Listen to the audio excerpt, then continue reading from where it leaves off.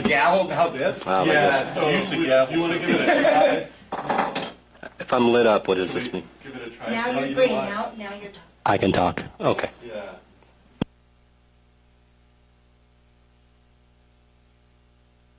Okay. Okay, now I'm talking. Check.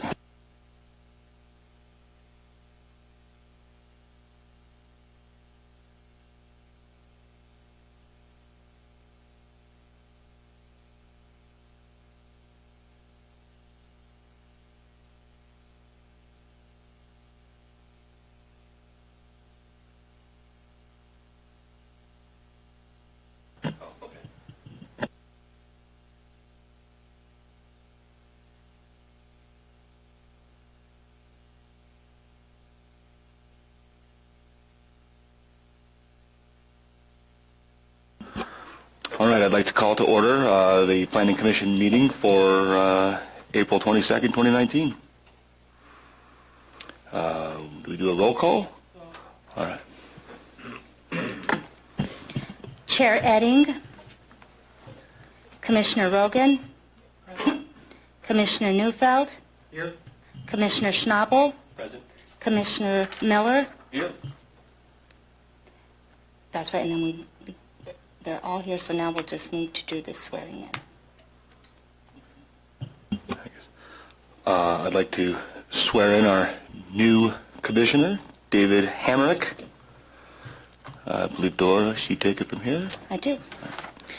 Mr. David Hamrick, do you solemnly swear that you will support the Constitution of the United States and of the State of Colorado and the ordinances of the Town of Lyons and faithfully perform the duties of the Planning and Community Development Commission upon which you're about to enter? I do. Thank you. Congratulations. Welcome. Thank you.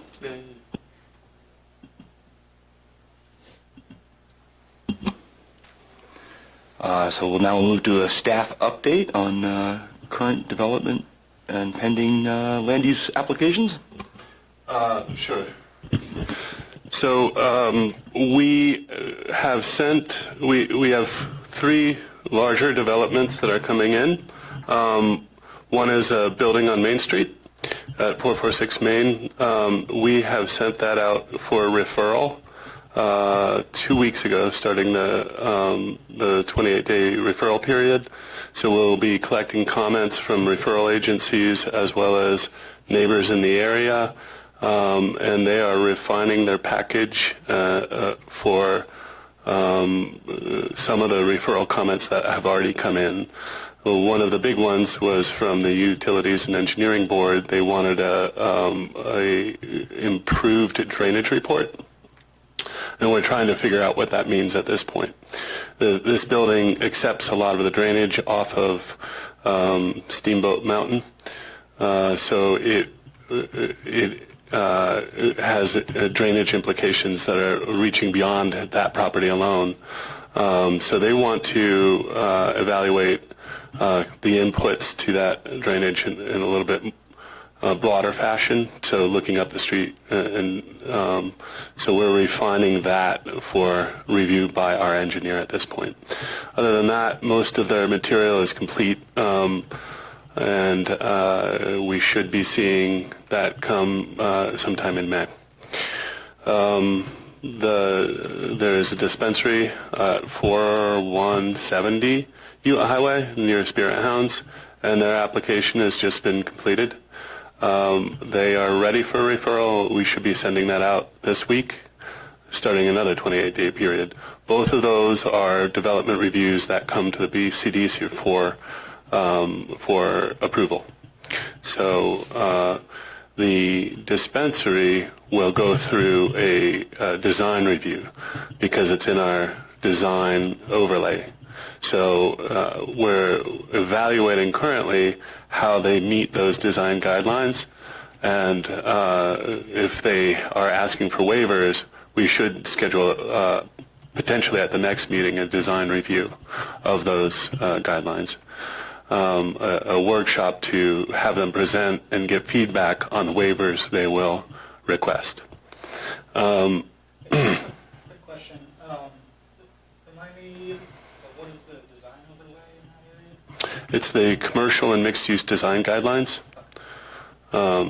And so there are a number of guidelines how you orchestrate your parking, so that, you know, how you do your landscaping, color, and the look and feel of the building.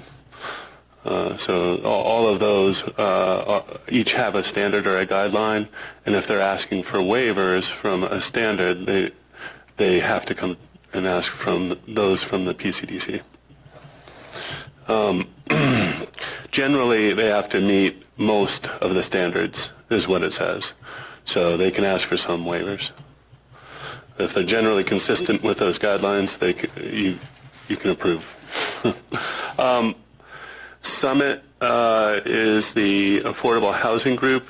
They think they're about 3 weeks away from submitting for their Tract A development. So we should be getting that in as well fairly soon. Tract A will be 29 units in the Lions Valley Park area, and that will have to come to you because it's a multifamily development. There'll be 11 that will be single family, and those are essentially already entitled, so those will go through administrative review.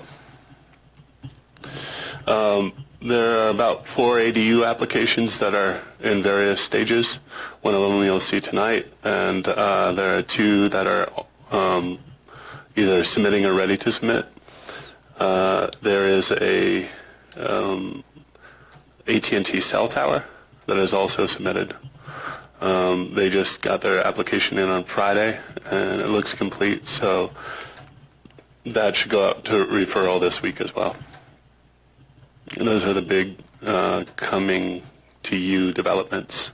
And we thought they would be here about this time, but they're not quite ready. An update on the downtown design guidelines. We did have a meeting on kind of how to move forward on that. While we are keeping the same method that we discussed in our workshops, we think that it would be prudent to get some outside help, and so we'll probably be requesting that to see if we can get some budget to get an external facilitator for those meetings. We think that will help in the development of those, having somebody that's independent facilitate those meetings. So we'll be working on a schedule for that and hopefully requesting some budgetary options for that in the next week or 2. Are those for public review meetings? For public review meetings. So we had identified 3 review meetings, one with the landowners, one with the chamber, one with the residents, so that we would have focused meetings with each one of those groups. We could have one all together, but I think focused meetings with each one of those groups would do a little bit more to identify their concerns. And so I think this has been asked before, but I don't remember the answer. How does 446 Main and the downtown design guidelines, how do those interact? Well, we have asked them to design to them. We can theoretically hold them to them because they were in progress. You can often do that, but we're going to, we've reviewed their application for completeness, and now we're going to look at how they achieve that design. It's a little nebulous. If you begin a process of design guidelines, oftentimes you can require people to meet that. Not every jurisdiction does that. So they have tried to design to them. There are a few things that I've seen in their design that aren't quite meeting them, but there are minor modifications that can get them closer. Yeah. That's all I have. Thank you, Paul. Quick question, when we're asking questions, should we be turning this on? Yes. Okay. I know, It's it's okay. a little confusing It's all right. at first. I guess now we'll move on to audience business, and this would be taking any input from the general public. However, if I recall correctly, this is not regarding the ADU application because we'll have a input for that separate. So if anybody from the audience has any input of anything in general, we'd love to hear from you.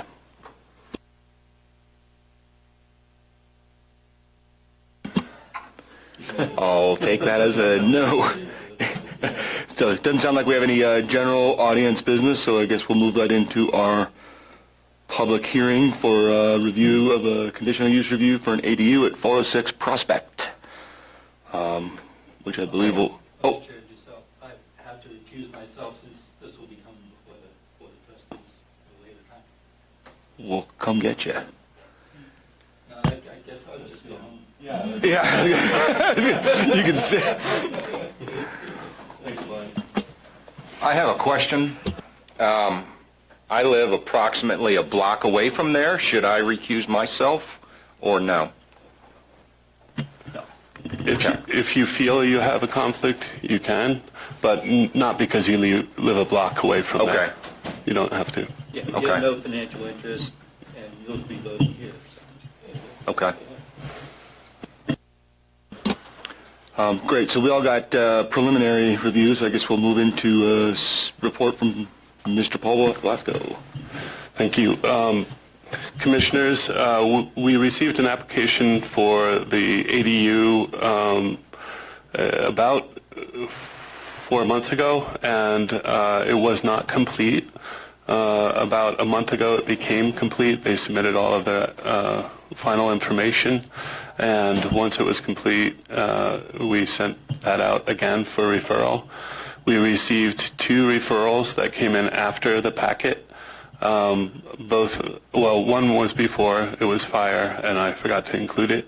They asked for us, the applicant, to submit plans to fire directly. Other than that, they had no issue, so they want to review those plans in detail. The other was from the school district, and they had no comment. Other than that, as far as I know, we received no other feedback. I emailed you this morning the referral from Excel, and they Oh. also had no conflicts. XL had no conflicts. So the application was processed according to the code. We sent out public notice in the paper 10 days prior, and we sent out the information to the neighboring residents as well to invite them to this meeting and to come review the application. If approved, the conditional use would add 592 square feet above a garage. It would be popping the top of a garage in the Confluence neighborhood. It would be a single-family ADU, a single-bedroom ADU, which fits with almost every one of the design criteria. There are 1 or 2 that I'd like to go over, and the evaluation criteria. The proposed ADU would be located in an area that was designed for much more with regard to utilities and the roadway system. So we have no doubt that the utilities and the services would be adequate in that area.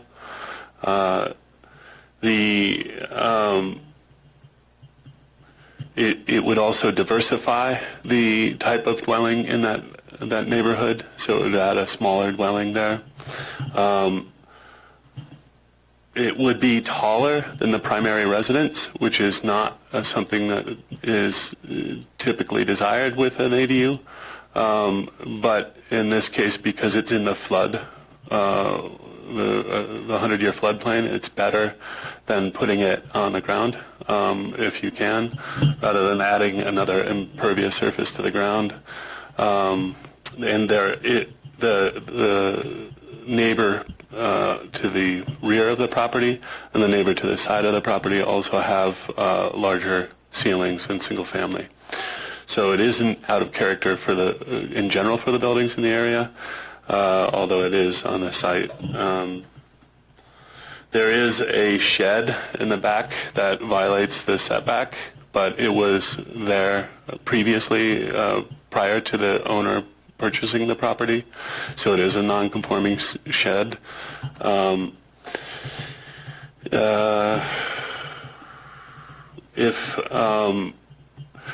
We did get a floodplain application with regard to this. If they were going to put the ADU on top, we would require some floodproofing for the garage, which would increase the resiliency of that structure as well. So although it may be slightly out of character, it would improve the resiliency for that by lifting the drywall, a number of other elements that are, I think it would include flood venting for that structure. So, and by doing what they're doing, they would improve the flood resiliency of that structure.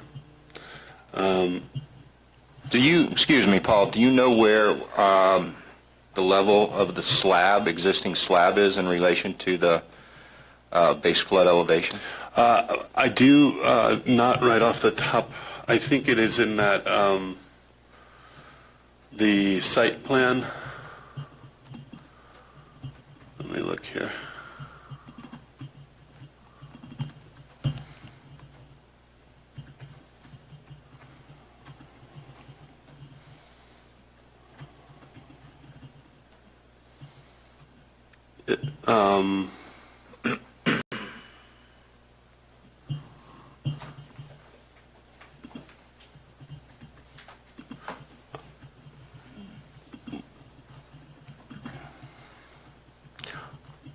I believe the base flood there is 5,333, but I'm not positive. And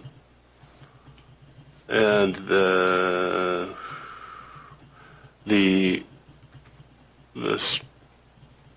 structure. Oh no, I don't have the base the foundation of the garage, but that would be on the floodplain permit. Okay. So that was reviewed in regard to the floodplain permit.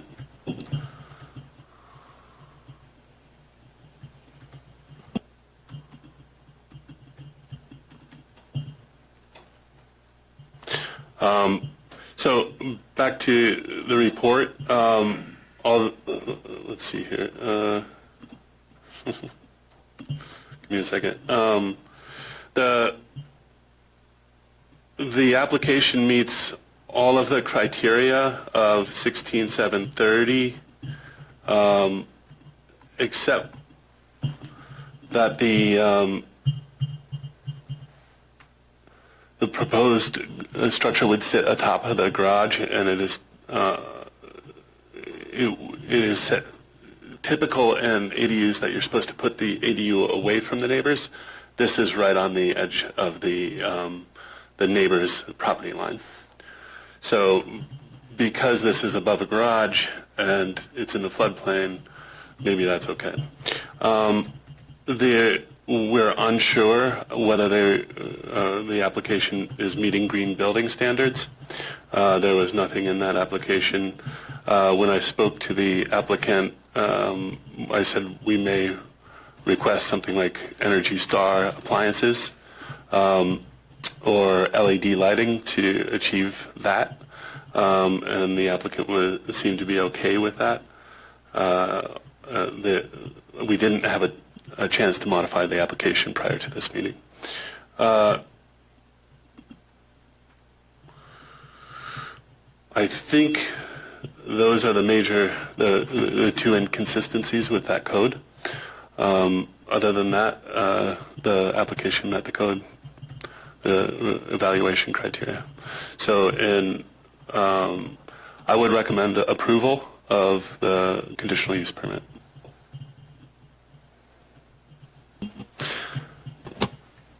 I think now it's... Yes, time for audience. Yeah. The applicant. And then Oh, the applicant. Thank you. Yeah. Great. Thank you, Paul. Go ahead. Sorry, the applicant themselves are not here tonight. In their stead, they sent Joe Kukala. Did I get that? Kukala. Yeah, thank you. And he is authorized to make decisions for the applicant. Okay. Thank you, Paul. So, Mr. Kugel, if you want to come up and talk to us on behalf of the Stillmans, that would be great. And then you could just state your name and address, and I guess state that you're speaking on their behalf. Okay, I'm Joe Kukla. I'm the contractor for Jason Stillman and Sarah at 406 Prospect Avenue to build the ADU. That's the address you wanted, right? Their address. Or my personal address? No, that's fine. That's fine, okay. I'm pretty much here to answer questions, so I'm not sure what more to say at this point regarding any issues that come up. Any questions you guys have? Okay. Well, I guess this is where we get into procedural questions. Do we have our conversation with the applicant and then ask for input from the town and neighbors? I thought you discussed, and then you could ask. Well, if there was any presentation you wanted to make on the green building, anything that Paul presented in his staff report. Okay, well, one thing I know we talked about was the use of the ADU.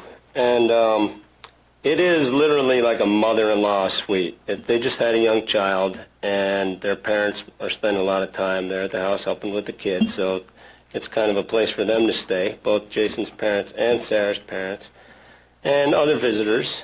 And in the long run, it may become a rental property. That's a possibility, too. So that's what we've discussed at this point. As far as the green building, in addition to just meeting code with insulation and things like that, I'm not sure what else I have to say about that.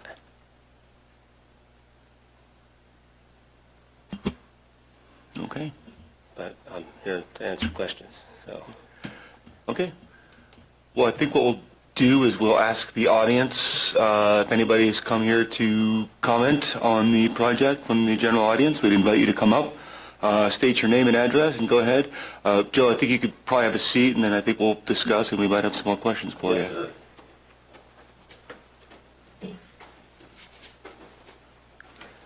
Hi, I'm Rick DeSalvo. I live at 419 Park Street.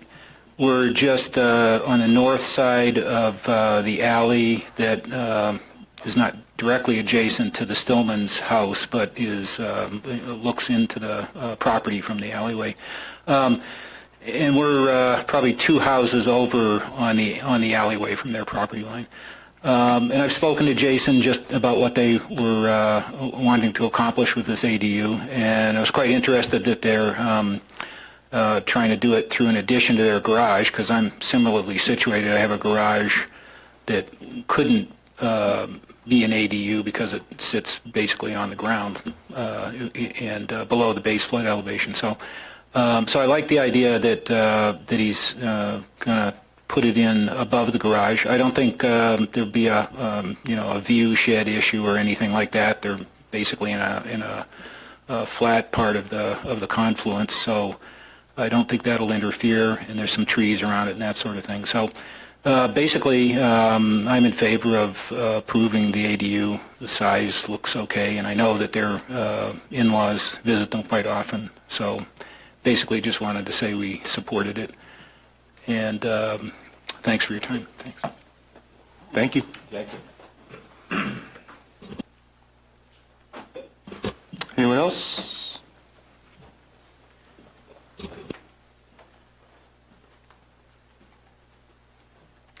I'm Pam Barnes. My address is 443 Prospect, so I live on the other side of the street opposite and from Jason and Sarah. I also don't have any objections other than the fact that, and you can't control this, if it were to become a rental, I've always been concerned about affordability for 20 years and now even more so. So, but yeah, I'm in favor of it. I do know their parents are here a lot. and love seeing their little boy. Pam, what's your concern about affordability if they actually do turn it into an ADU in the future?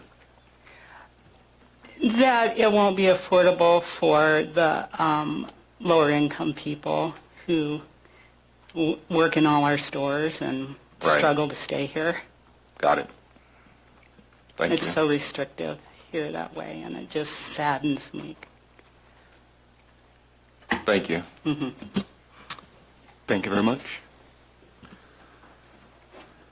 Doesn't look like there's anybody else, so I think we'll open it up for discussion amongst the commissioners. Yeah, go ahead, we'll start down here with Mr. Schnabel, and we'll work our way over. Okay. My only concern would have been viewshed impacts and adjacent neighbors and concerns, and it seems like there are none of those. And when this went out to referral, it appears that there was no major concern with any of those issues. So when I saw the design, when I saw the elevation and plan perspectives, I was one of my first thoughts was whether or not the windows of the adjacent property to the west would be impacted. But it doesn't appear that that particular residence has large east-facing windows, so there seem to be no impacts there. So I have no further comment on that. I think this seems clear, and there are no serious impacts.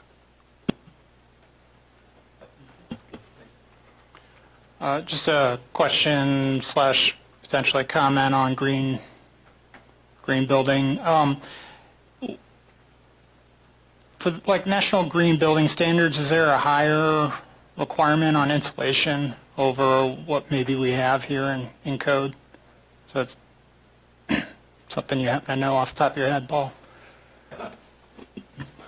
I don't know that off the top of my head. I think they're higher than what we have. We just advanced from 2006 to 2015 code, so I know that we've improved our efficiency a lot, but perhaps Clay might know more about the green building standards than I would. Yeah, I mean, when it comes to insulation, there's no such thing as too much from a analysis that doesn't include economics. There's no such thing as too much insulation. I think that we do need to look at green building standards as a whole for our, just my opinion is that we should look at it as a whole for the whole town for residential. I don't think we should be doing one-off. You know, we could say, hey, you need to insulate this to X standard, and we would have the right to do that. And I don't know if that's reasonable for this commission to do that. I think most modern construction and the newer codes are really starting to address insulation and air sealing in ways that haven't been addressed in the past, which I think is great. And then are there further standards? Yes, there's a gajillion green building, I'll do air quotes here, standards out there. And I think at some point we'll find one that works for our town that we like, that we feel comfortable. But the code that we're on right now is quite a bit ahead of where it was 10 years ago. Just the basic building code, which is great. And anyone is free to exceed that if they would like, is my opinion. Just follow-up comment. I mean, it's part of the conditional use criteria. And I tend to agree with you. I think it is something we should probably look at if it should be kind of a blanket standard across residential development. But, so I don't know. I mean, I think that's probably some of your bigger bang for your buck in terms of energy efficiency and that kind of thing. So that's where the question comes from.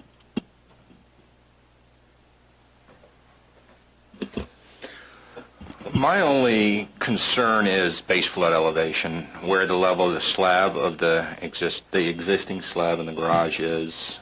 Where's base flood elevation in relation to that?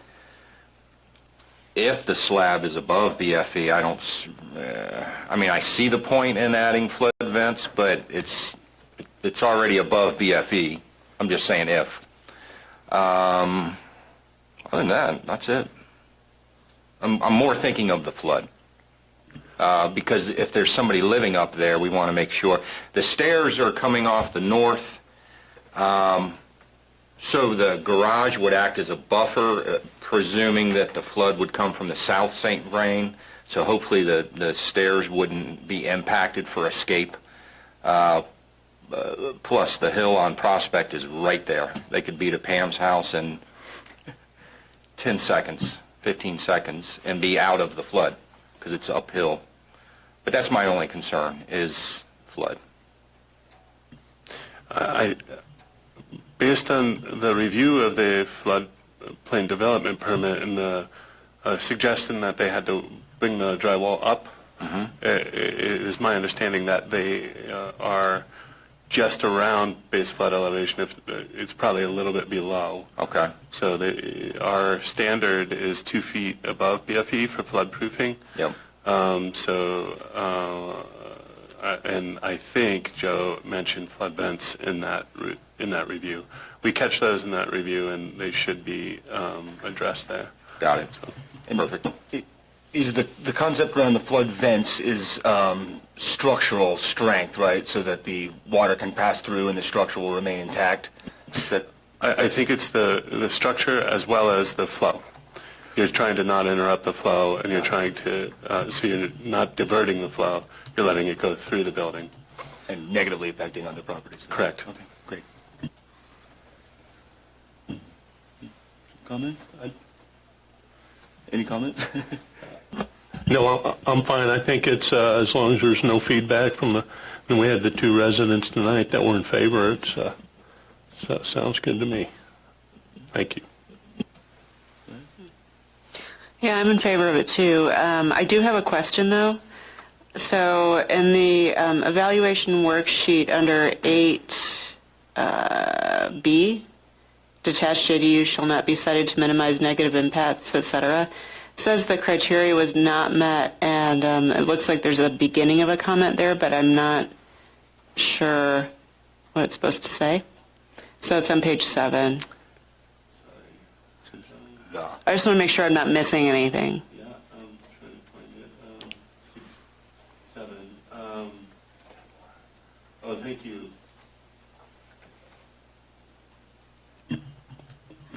I think this is the thing I addressed earlier. Sorry for the incomplete comment. Because it is directly adjacent to the neighbor. It is not cited to minimize impact on the neighbor. I see. But that's because of the location of the garage. Yep. Okay. So. Thanks.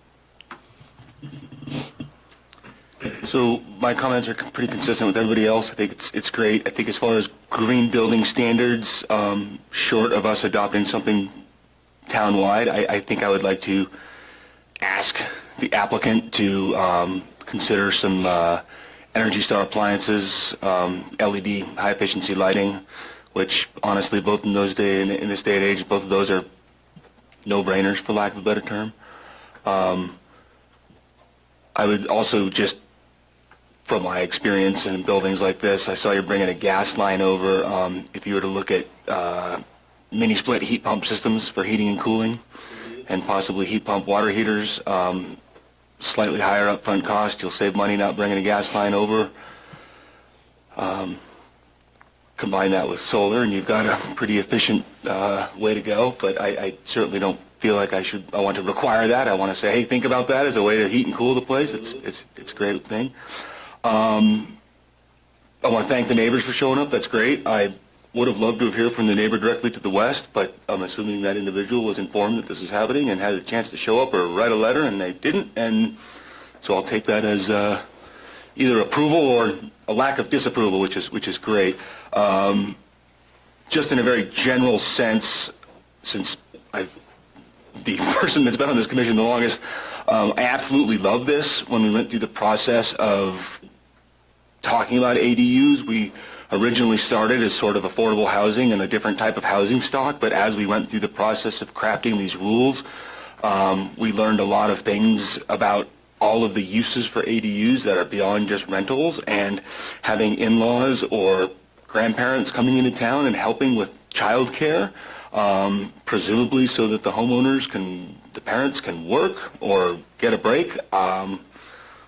I just think it's awesome, and I think it's exactly what we were trying to do and make life a little bit easier on everyone. You know, go back to the whole it takes a village.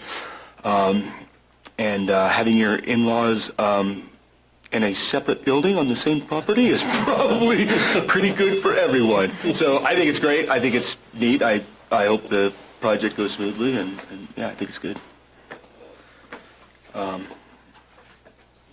So, we need a motion. All right, if someone wanted to make a motion to,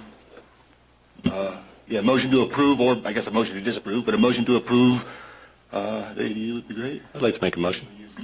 Oh, sorry, the conditional use. Yes. All right. You say it. Okay. I'd like to make a motion to approve conditional use permit for a detached ADU at 406 Prospect. And just additionally have, include the consideration for green building design in the project. We'll leave it at that. Now, do we have a second? I'll second. All right, so we'll vote. All those in favor? Oh, wait. Oh, go ahead. If I may, if you would be specific about the green building design, is it a consideration of, or is it? Well, we didn't want to require it. Okay. I'm suggesting it be considered and incorporated into, where possible, incorporated into the project. Okay, thank you. We have a second? I seconded. All right. We take a vote here. Everybody in favor? Aye. Aye. Aye. Anyone opposed? Yes. So it looks like the motion approves unanimously. All right. And now I believe we make a motion to adjourn the public hearing. All right. Anyone want to make a motion to adjourn our public hearing here? I'll make a motion to adjourn the public hearing. Do we have a second? I'll second. A vote? All in favor? Aye. All right. Meeting's closed. Do I get the gavel?